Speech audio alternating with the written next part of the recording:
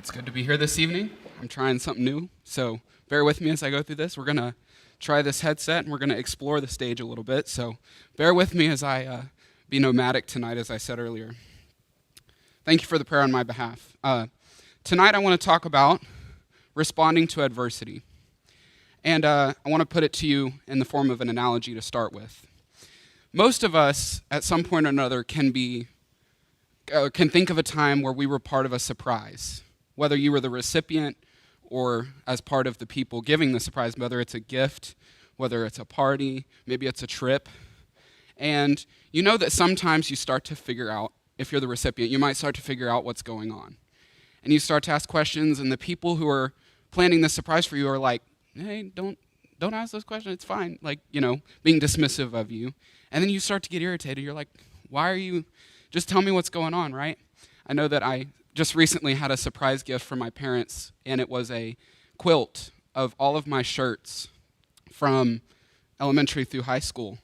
All my t-shirts, from UIL and band, and some of them were family shirts, and some of them were other community shirts. And, well, towards the end of the school year, I was looking for a specific shirt, and I was like, Mom, do you know where this shirt is? She's like, no, I don't know where it is. And I'm like, looking, through all the drawers. I'm looking through my closet.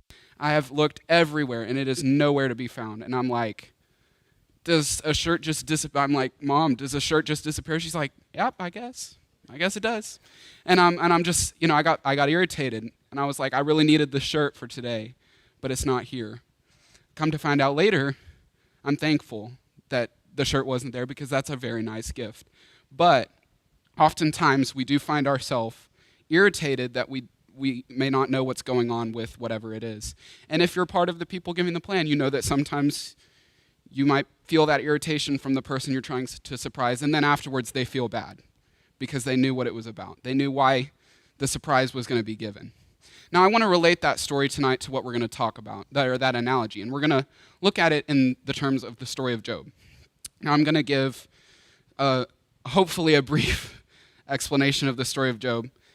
We know that God was using Job, in the very beginning of the book of Job we're about to read, to prove a point to Satan. He was using Job to prove a point, but Job didn't know about that. He was unaware. So let's read in Job chapter 1, starting in verse 6. Now there was a day when the sons of God came to present themselves before the Lord, and Satan came also among them.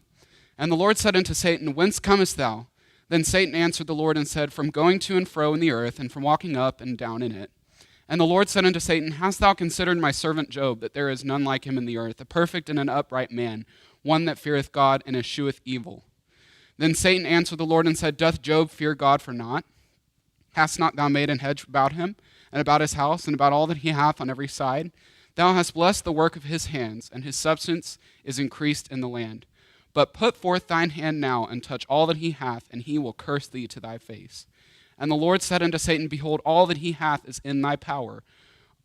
Only upon himself put not forth thine hand. So Satan went forth from the presence of the Lord. So here we read that Satan says, you've got this servant Job, and he's blessed, right? He's got a hedge about every house. You've blessed the work of his hands, and the substance is increased in the land, all these amazing things. But if you take this away from him, he will curse you. That's what Satan says. He will curse you for taking it away. The Lord says, fine, go ahead, you take it away, and I'll show you that he's a faithful servant. All that he hath is in thy power, only upon himself put not forth thine hand. Basically what that meaning is, you can take anything, but don't touch Job. Leave him alone. You can take anything you want, but don't take Job, and don't touch him. So, we learn in the story that Job loses his property and his children. Satan comes in and takes away all his land, all of his riches and wealth, and his kids. But Job remains untouched, right? Because that was the terms of the deal. But we know that Satan and God eventually meet again, and God at this point allows Satan to bring Job to the cusp of death, but to keep him alive. And we'll read that at this time. Again, there was a day when the sons of God came to present themselves before the Lord. And Satan came also among them to present himself before the Lord. And the Lord said unto Satan, From whence comest thou? And Satan answered the Lord, and said, From going to and fro in the earth, and from walking up and down in it. And the Lord said unto Satan, Hast thou considered my servant Job, that there is none like him in the earth, a perfect and an upright man, one that feareth God and escheweth evil? And still he holdeth fast his integrity, although thou movest me against him to destroy him without cause. And Satan answered the Lord and said, Skin for skin, yea, all that a man hath will he give for his life. But put forth thine hand now, and touch his bone and his flesh, and he will curse thee to thy face. And the Lord said unto Satan, Behold, he is in thine hand, but save his life. So Satan went forth from the presence of the Lord, and smote Job with sore boils from the sole of his foot unto his crown. Now this passage is almost word for word as the one we had just read, right? Couple changes. He talks about how righteous Job is and how he's a great servant, but he still holdeth fast his integrity. Although thou movest me against him, which means God saying there, you've put me at odds with Job. You've put me under the fire, right? So now God says, okay, put forth thine hand and touch his bone and his flesh, meaning you can do something to him now, his health or whatever it may be, but save his life. Bring him to the cusp of death. And that's exactly what Satan does. He takes Job to the point of death, and in his most vulnerable state, we learn that he loses the support of his wife. Let's read this passage here from Job chapter 2. So at this point, Job is very sick. And he took him a potsherd to scrape himself withal, and he sat down among the ashes. Then said his wife unto him, Dost thou still retain thine integrity? Curse God and die. But he said unto her, Thou speakest as one of the foolish women speaketh.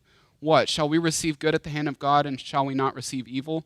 And all this did not Job sin with his lips. Job is literally sitting on the dirty ground with a piece of clay that is from a pot, a broken pot, and he's opening his sores because he's in that much pain. And he's sitting there, and his wife is looking at him in his most vulnerable and beat down state and says, Curse God and die. Tells him to curse God and die. And he says, You're speaking foolishly. But just imagine being the last person on your side telling you that when you're at your lowest. But in all this did not Job sin with his lips. That's impressive right there. We know then that his three friends come to be with him, and they start off their visit with a moment of silence for 7 days and 7 nights. They sit there. Nobody says a word. They just stare at each other for 7 days and 7 nights. That's how serious of a situation this was for Job. But Job's response in Job chapter 3, he regrets his birth. And he gets in an extended argument with his friends because his friends are telling him, clearly you've done something wrong. God doesn't do this to good people. Something's gone wrong. And Job is saying, but I haven't done anything wrong. And then he goes on, and they just back and forth. The whole book of Job is pretty much back and forth all the way up to chapter 38, which we'll look at next. If it's gonna, there it is. God comes in after hearing all this and says, you know nothing. Let's read Job 38, the first 3 verses. Then the Lord answered Job out of the whirlwind and said, Who is this that darkeneth counsel by words without knowledge? Gird up now thy loins like a man, for I will demand of thee, and answer thou me. So God, out of this, basically this tornado, comes and says, who do y'all think you are to say all this? You have no idea what you're talking about. It's completely ridiculous, right? And I saw something one time kind of picking fun at this verse, saying this was, quote, the most funny verse of the Bible. Basically, God's coming in here and saying, who are these bozos? I mean, you guys don't know what you're talking about, and you're sitting here saying all these things about me and about this situation. But then Job and God have a discussion between Job 38 and verse 4 all the way to chapter 41 and verse 34, which is the end of the chapter. And they discuss that God is omnipotent and that Job was wrong to blame it on God. That's the discussion at that point. So the story goes on to show that he repents. He learns he was wrong, and God restores him. Let's read in Job 42. Then Job answered the Lord and said, I know that thou canst do everything, and that no thought can be withholden from thee. Who is he that hideth counsel without knowledge? Therefore have I uttered that I understood not, things too wonderful for me which I knew not. Here I beseech thee, and I will speak. I will demand of thee, and declare thou unto me. I have heard of thee by the hearing of the ear, but now mine eye seeth thee. Wherefore I abhor myself, and repent in dust and ashes. And then in verse 10, and the Lord returned the captivity of Job when he prayed for his friends. Also the Lord gave Job twice as much as he had before. So Job basically says, look, I know that thou canst do everything, and that no thought can be withholden from thee. You're all knowing. You're all capable of doing everything it's all in your power, right? Furthermore, I'm sorry, I repent in dust and ashes. So God restores Job, and when it says turn the captivity, I think another translation says something like restores the riches. So if that makes any more sense to you than turn the captivity. At first I was like, that doesn't make much sense, so I looked it up. But then the Lord gave Job twice as much as he had before. So think about it this way. God was planning a surprise for Job. Think of it in the terms of the analogy, right? So Job would have known that God was going to restore him in the end. How would he have reacted? And we can apply this to ourselves. If we face adversity, if we knew that God was going to, if we knew that God was doing this thing with us that he did with Job, if we knew that God was having a conversation with Satan to say, you can do what you want because I know that this is a faithful servant and this is a test of their faith. If we knew that, how would we respond?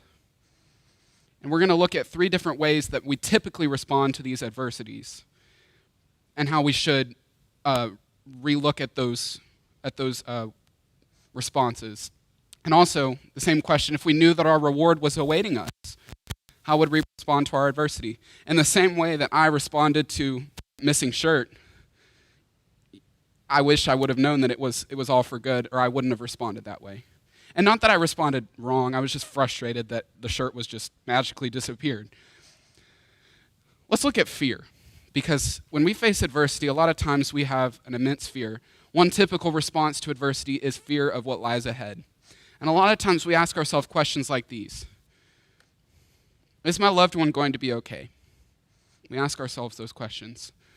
Am I going to be able to provide for my family? These are just 2 examples of fear of the adversity, right?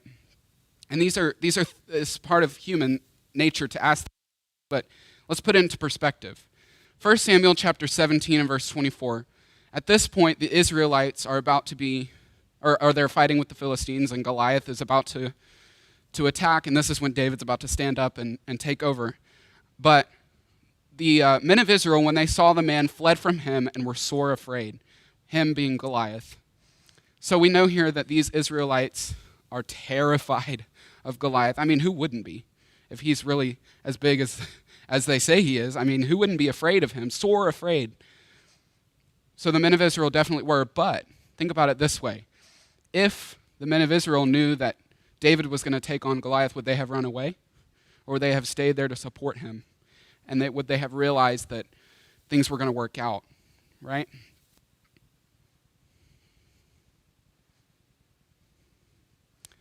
This thing chooses when, and there we go. If you knew that the outcome was going to be positive and that God was just testing you, you wouldn't fear. I wouldn't. If I knew whatever adversity I was facing was going to be resolved with a positive outcome, I would not be scared. That's if. And we'll look in a little bit as to why that's an if proposal and not a for sure, right? Let's look at doubt. Doubt is another typical response to adversity. And we often doubt God and how he cares for us, right? Just like Job kind of doubted God. He had doubts in his faith. We ask questions like, why is God punishing me? Why do I, a righteous person, a righteous follower, deserve this trial? If this is how it's going to be, should I follow God? If God places these adversities ahead of us, we might ask these questions. We might have this doubt in God, right? I'm sure we all have before. But let's look at an example here in Matthew chapter 14. And this is when Jesus is about to walk on the water. And Peter answered him and said, Lord, if it be thou, bid me come up unto thee on the water. And he said, Come. And when Peter was come down out of the ship, he walked on the water to go to Jesus. But when he saw the wind boisterous, he was afraid. And beginning to sink, he cried, saying, Lord, save me. And immediately Jesus stretched forth his hand and caught him and said unto him, O thou of little faith, wherefore didst thou doubt? And when they were come into the ship, the wind ceased. It says it right here, O thou of little faith, wherefore didst thou doubt? So Peter, he says, okay, you tell me if I'm going to walk on this water, I'll do it. But the minute he's about to step off the boat, he sees it, and he's like, that ain't happening. I know I know I've done that before where I'm about to, whether it's getting on a roller coaster or jumping off a cliff, which I ended up, some of you might know that story. I actually did jump off the cliff into the water, and I wish I didn't, but you might have doubt, right? I don't think I'm going to do that. That's what Peter did at this point. He's like, nope, I'm afraid. And fear leads to doubt, right? So when he actually does realize that God or that Jesus was going to stretch forth his hand and prove to him what he said was true, O thou of little faith, wherefore didst thou doubt? When we're faced with this adversity, we often doubt. If you knew that the outcome would prove God's grace, you wouldn't doubt him. If we knew that whatever trial we were faced with that may cause us doubt, if we knew that it was going to end out okay, we wouldn't doubt him, right? Just like if we knew the surprise about the blanket or the surprise party or the surprise trip, if we knew the outcome, we wouldn't doubt, right? We wouldn't fear, we wouldn't doubt. And one more thing to talk about is complaining. One typical response to adversity is complaining that we must deal with our trials.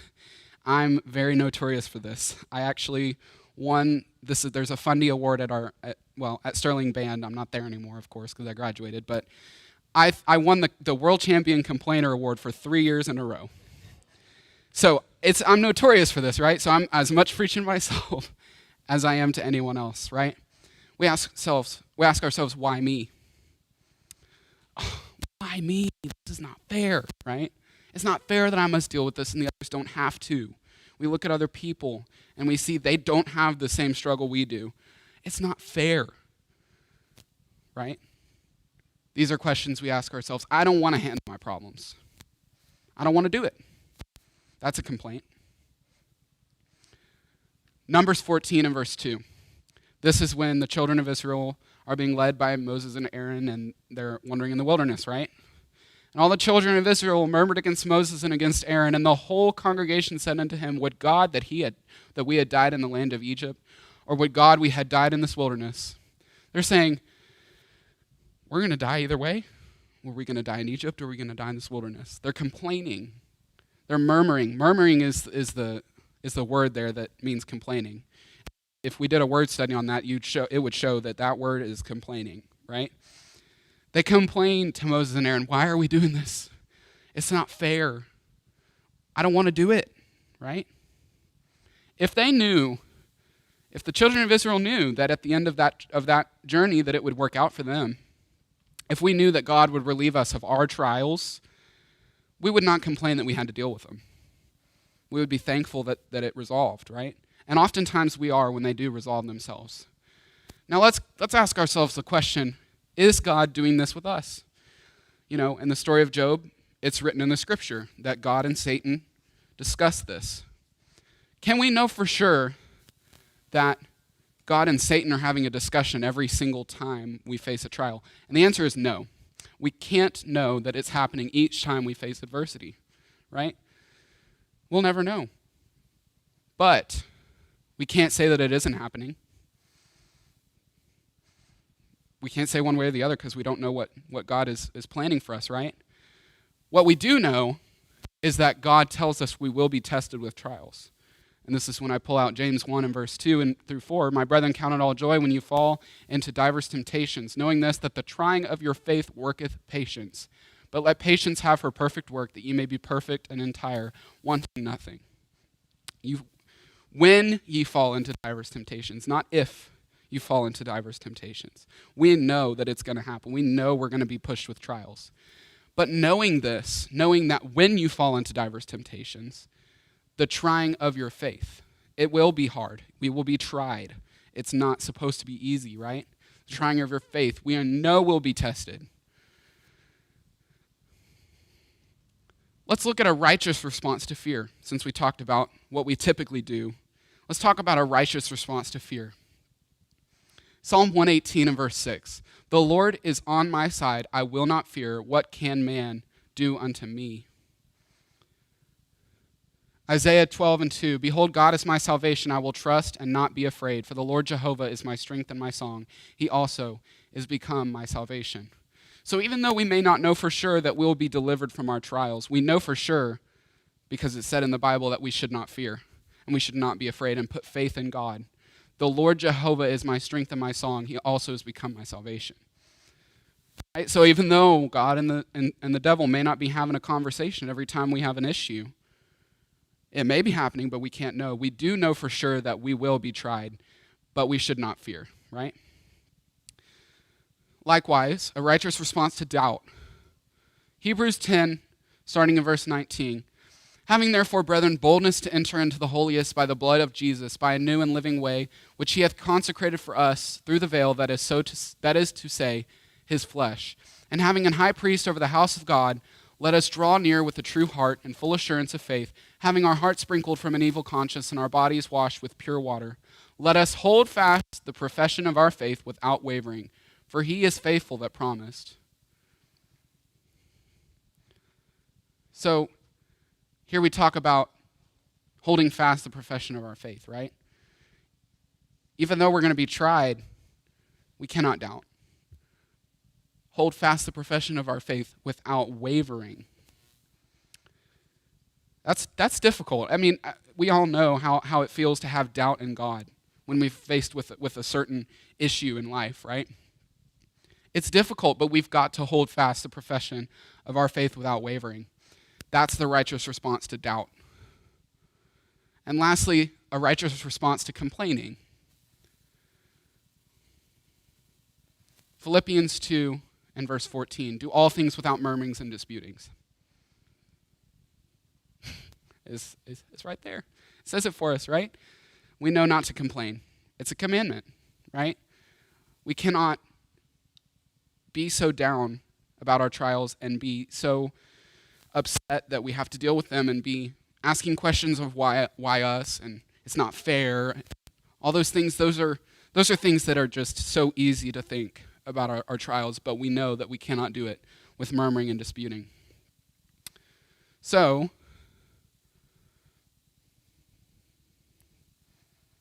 come on. All right.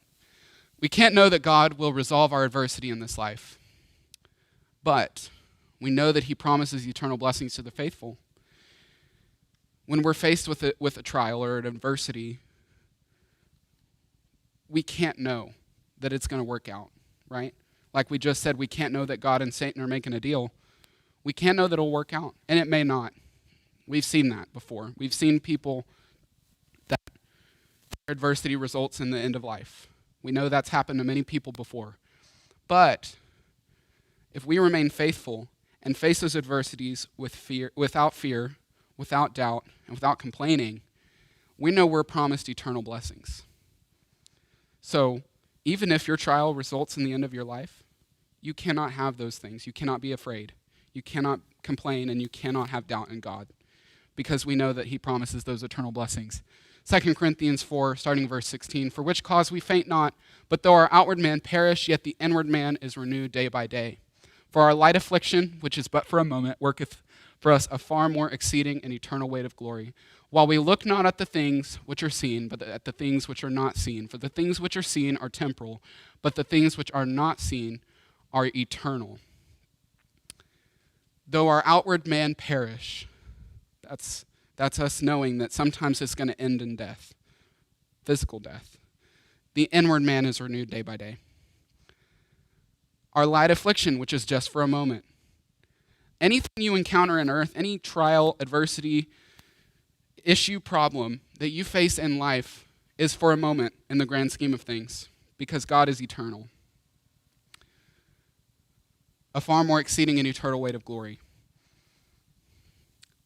Just for a moment, eternal weight of glory.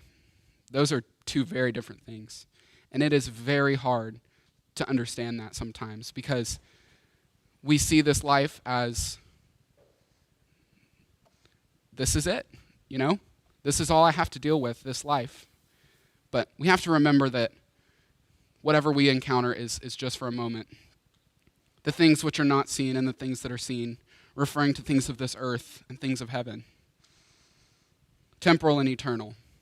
It's the back and forth, right, of the same concept. So God is looking on us to respond to adversity with righteousness, and he is testing us daily to allow us to be proven faithful. So we know, again, that we're going to be faced with trials, but we must respond to these adversities and these trials with a righteousness, and we've talked about what that looks like. And we know that he is testing us daily to allow us to be proven faithful. So embrace your adversity. Respond to it in the correct way. Know that it's God testing you. Though we may not see it, we may not see the end of the surprise. We may not see the light at the end of the tunnel. The light at the end of the tunnel is not going to be on this earth. It's always going to end in heaven. Those are things that we have to remember. Now, this is going to conclude my sermon, but to tie it into an invitation, if you find yourself that you haven't obeyed the gospel yet, and you find yourself struggling with fear, anxiety, if you find yourself doubting your faith in God, maybe your faith is non-existent. That's even more reason. Maybe you complain a lot. Maybe you're just talking about how unfair life is, right? The best way to resolve those things is to come to God and to receive those eternal blessings. So we want to offer that invitation at this time for those that may want to obey the gospel. Likewise, we know that this is a challenge that Christians and non-Christians face all the time, right? Fear, doubt, complaining. If you are a Christian and you find yourself struggling with those things very hard, it's very hard to deal with sometimes, and you need the strength of the prayers of the church, and you need the strength of us here, we want to offer that invitation at this time. One of either case, if you would come forward, have a seat on the front as we stand and sing the song that's been selected.